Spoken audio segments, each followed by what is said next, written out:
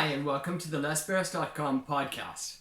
This podcast is for extensive English listening. So every day I'll make a new podcast about a different topic. That way you can hear lots of different vocabulary. And you don't have to listen too long, 2 or 3 minutes at best.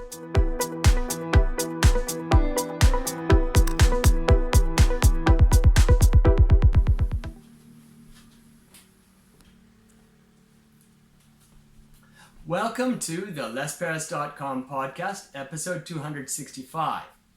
Today is another episode about something that I once again think I know a little bit about. Maybe not a lot though. Bad water. Have you ever drank bad water? Have you ever drunk bad water? It's bad. I grew up in Saskatchewan.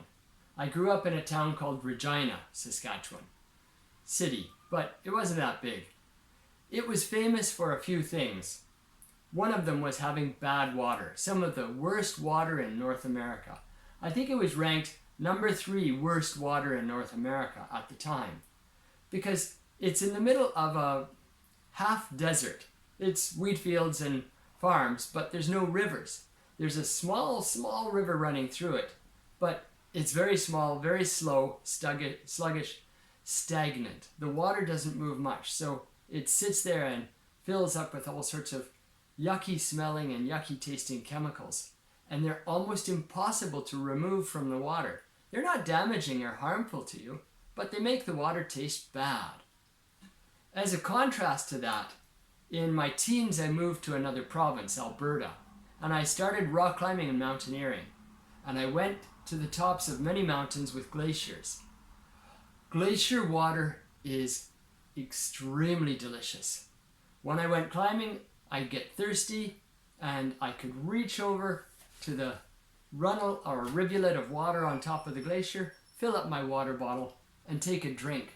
It was some of the cleanest, purest, tastiest water I've ever had.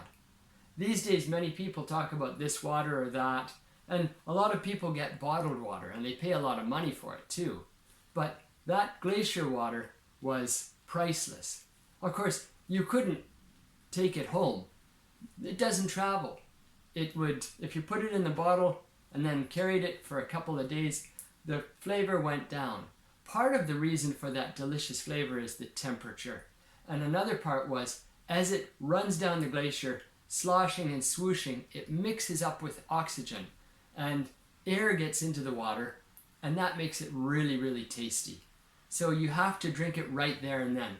Thank heavens, there's no animals living on glaciers, so the water is as pure as can be. It's as pure as the rain coming out of the sky. I wouldn't take it any other way. If you want really, really good water, go to a glacier. If you want better water, go to Regina, Saskatchewan, and you can have terrible water, and it smells in the cup before you drink it. Be careful, you were warned. See you next time.